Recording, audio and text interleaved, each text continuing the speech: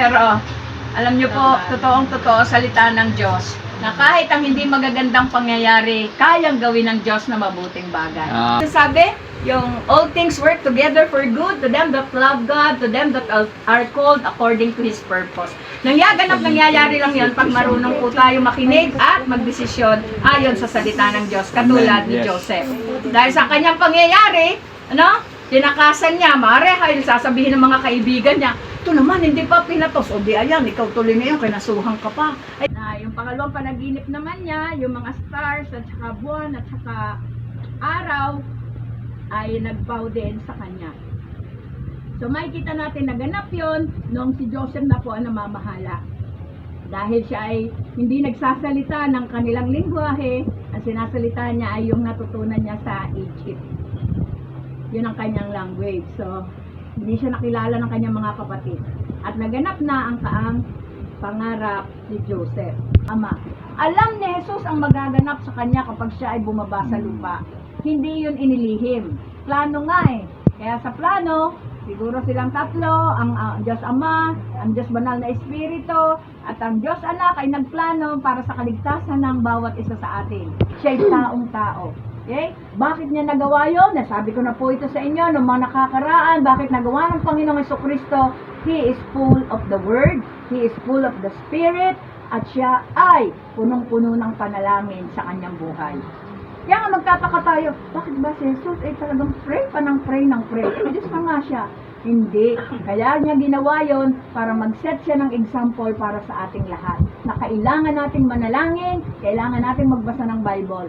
Kung si Jesus nga nagbasa ng Bible, kung si Jesus nga nag-pray, abay, hiyang-hiya naman tayo kung tayo hindi tayo magbabasa at hindi tayo mananalangin. Kaya nga, kinailangan pa niya talaga ang magbasa, kinailangan niya nakabisahin ang Torah. Kasi noong panahon niya, Torah yung first 5 books, So, yun ay kinabisa ng Panginoong Jesucristo. Kaya dahil sa desisyon niya na magbabad sa Torah o magbabad sa banal na kasulatan at manalangin, ang isang napakagandang ng desisyon niya ay nang siya ay dumating sa pagtukso ng kaaway. Sa inyo hindi din tinutukso ng kaaway. Kagaling naman natin, lahat tayo. Madaan tayo sa pagtukso ng kaaway. At ang Panginoong Hesus ay hindi naging exempted doon. Dumaan din siya. Pero ang maganda, ang galing ng kanyang desisyon, nagdesisyon siya sa kanyang buhay na siya ay magpapakadalubhasa sa Torah o sa salita ng Diyos doon sa sinulat ni Moises at pagkatapos siya ay mananalangin ng mananalangin ng mananalangin. At ano pa ang dinesisyonan ng Panginoong Jesucristo? Nagdesisyon ng Panginoong Hesus na mag-ayuno. Nag-fasting siya. Kaya nga mga minamahal, kung ang Panginoong Hesus ay nag-fasting, ay how much more tayo? Kailangan natin para tayo makapag-desisyon din ng tama katulad ng Panginoong Jesucristo. Ng kaparaanan, tinokso siya sa pagkain, sa sikmura, sa tiyan, tinokso siya sa kayamanan, tinokso siya sa kapangyarihan. Pero anong sinabi ng Panginoong Jesucristo? Dahil dinesisyonan niya ang bagay na yon, mabilis niyang nasabi, Satanas, nasusulat. Okay? Kaya yung kanyang paghahanda sa Torah, pagbabasa ng Torah, okay? At pagbubulay sa salita ng Diyos sa pamamagitan ng sinulat ni Moises, makikita natin na nagbunga sa kanyang buhay. Amen. Amen. Ano pa ang mga pangyayari na ganap sa Panginoong Jesucristo? Na siya po yung malapit ng ipapako sa cross.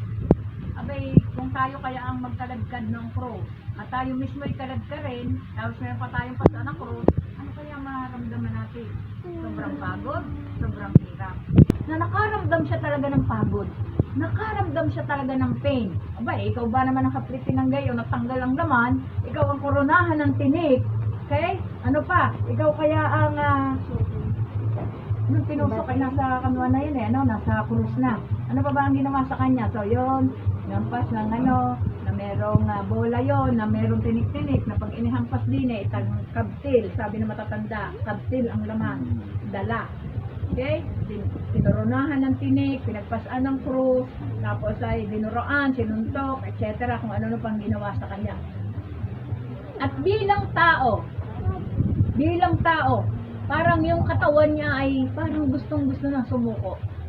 Mapapansin niyo po yan sa 7 last words ng Panginoong Jesucristo bago naganap yung Mother